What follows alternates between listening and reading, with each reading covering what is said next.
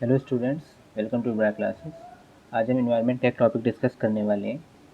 आज न्यूज़ में एक रिपोर्ट आई हुई है, new discoveries of fauna and flora in 2021, जो कल यूनियन एनवायरनमेंट मिनिस्ट्री ने कोलकाता के एक इवेंट में दिखाई थी। ठीक है, तो इस रिपोर्ट में प्रीलिम्स के पॉइंट ऑफ व्यू से काफ़ी इंपॉर्टेंट फैक्ट्स हैं जो हमें पता होने चाहिए।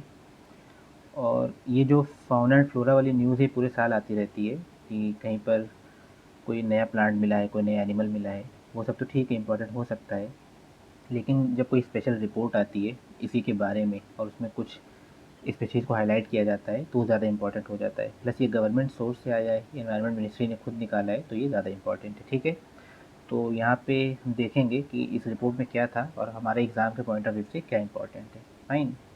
तो सबसे पहले तो एक बेसिक फैक्ट हम देखेंगे। यहाँ पे टोटल नंबर बताया गया है कि एज ऑफ 2021, ये लास्ट ईयर का पूरा डिटेल आया 2021 का। तो 2021 तक जितनी फॉनल स्पीशीज़ हैं इंडिया में वो है 1,03,258, और जो फ्लोरल स्पीशीज़ है 2021 तक वो है 55,000। तो क्या हमें ये नंबर याद रखना है? नहीं। राइट। ये नंबर बस एक आइडिया के लिए है कि हमें आइडिया होना चाहिए किस रेंज में हमारे पास ये सब है, फॉरन species and floral species. Right. Option में ये नहीं आएगा कि 1,03,000 है कि 1,02,000 है, बस हमें ये पता होना चाहिए कि लाख के रेंज में हमारे यहाँ फॉरन स्पीशी है और फ्लोरल स्पीशी 55,000 है। दूसरा फैक्ट यहाँ पे मतलब स्टेटमेंट आप क्या देख सकते हैं कि जो फॉनल स्पीशी है वो फ्लोरल से ज़्यादा है। हमारे यहाँ जानवर और ये इंसेक्ट्स ये सब ज़्यादा हैं प्लांट और फ्लावर से, राइट, फ्लोरल स्पीशी से जस्ट डबल है। अगर ऐसा स्टेटमेंट आ जाए कि we have almost double faunal species than floral species, तो वो राइट स्टेटमेंट होगा। राइट। तो न्यूज़ में जो फैक्ट्स आते हैं हमें उसके साथ साथ ये भी देखना चाहिए कि किस तरह के क्वेश्चन उससे बन सकते हैं। फाइन। तो यहाँ पे हमने पहला फैक्ट ये देखा कि जो हमारे यहाँ फॉरल स्पीशी वो ज़्यादा है 1 लाख के रेंज में, और जो फ्लोरल स्पीशीज़ है वो 55,000, ऑलमोस्ट हाफ। फाइन। तो एक तो बेसिक फैक्ट यही इस रिपोर्ट से हमें मिला है। दूसरा, बहुत सी स्पीशीज़ न्यूज़ में जो आती रहती हैं कि यहाँ पे ये मिला, वहाँ पे वो मिला, वो भी इम्पॉर्टेंट है, लेकिन यहाँ पे कुछ स्पीशीज़ को रिपोर्ट ने खुद हाईलाइट किया है किसी रीज़न से, राइट, कि इंटरेस्टिंग फाइंड था या नोटिसेबल फाइंड था, तो वो ज़्यादा इंपॉर्टेंट हमारे लिए। जैसे ये जितने भी नई स्पीशीज़ डिस्कवर हुई हैं 540 के अराउंड इस साल 2021 में, उसमें सिर्फ एक मैमल था। ठीक है, बहुत सी प्रजातियां थी, बहुत से इंसेक्ट थे, ये थे वो थे, उसमें सिर्फ एक मैमल था। तो ये इंपॉर्टेंट है कि वो एक सिंगल मैमल कौन था। अब जो स्क्रीन पर भी देख रहे हैं कॉर्कीडूरा नारकॉन्डामिका। ठीक, ये एक मैमल है, इसके आप नाम से ही देख सकते हैं, जो इसका सेकंड नेम है नारकॉन्डामिका। जो लोकेशन होता है जहाँ पे ये नई स्पीशीज मिलती है अक्सर उनके नाम में ही लोकेशन रहता है। तो नारकॉन्डामिका से आपको पता चल गया होगा कि अंडमान निकोबार आइलैंड ग्रुप का ही पार्ट है। तो ये अंडमान एंड निकोबार में मिला था, और ये एकमात्र मैमल है जो इस साल 2021 में ऐड हुआ है। फाइन। कॉर्कीड्यूरा नारकॉन्डामिका।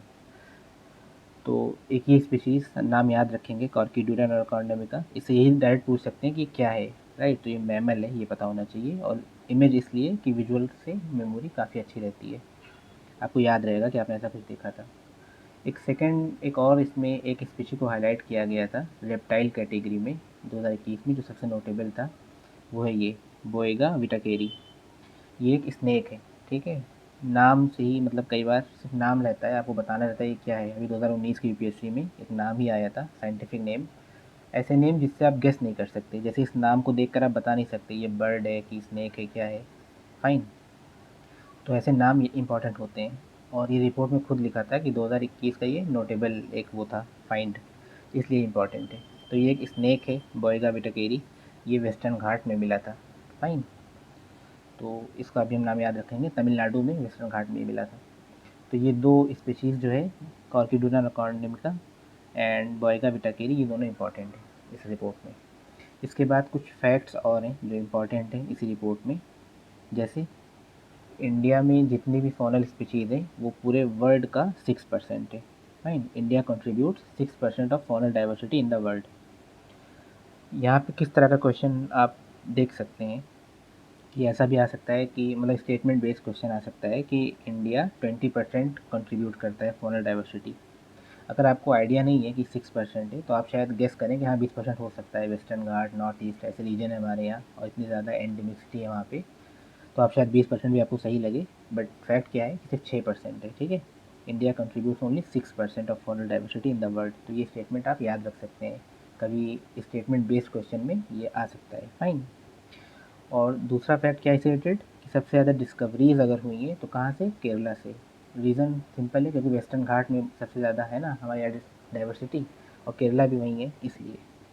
तो ये तो गेस कर सकते थे आप वैसे भी अगर ऑप्शन में होता कि most discoveries were made from Kerala. But जो सेकंड है स्टेट महाराष्ट्र, वो शायद गेस करना मुश्किल होता, क्योंकि जब भी डाइवर्सिटी की बात आती है तो वेस्टर्न घाट या नॉर्थ ईस्टर्न रीजन की ही बात होती है, राइट। कि अरुणाचल प्रदेश, मेघालय और केरला, कर्नाटका, इन सब रीजन में महाराष्ट्र को अक्सर लोग नहीं काउंट करते। बट आप देख सकते हैं कि महाराष्ट्र जस्ट सेकंड नंबर पे है डाइवर्सिटी में। फाइन। जितनी ज़्यादा नई डिस्कवरी हुई है, फर्स्ट पे तो केरला है, बट सेकंड पे महाराष्ट्र है। तो ये भी आप हो सकता है अगर आपको अरेंज करने को आ जाए या ऐसा कुछ, तो आप महाराष्ट्र को नीचे रखें और अरुणाचल को ऊपर रखें, बट ऐसा नहीं है। केरला में सबसे ज़्यादा था, महाराष्ट्र सेकंड नंबर पे था, एंड अरुणाचल वो भी गेस कर सकते हैं वो थर्ड नंबर पे था।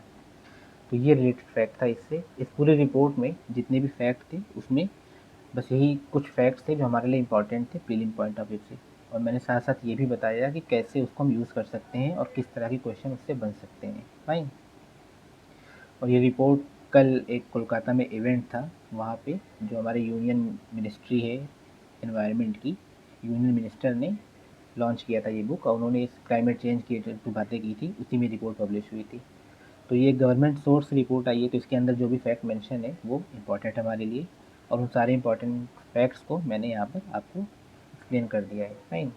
तो फिर भी अगर आपको कोई डाउट है या कुछ तो आप कमेंट करके पूछ सकते हैं। Okay, see you in next video. Thank you.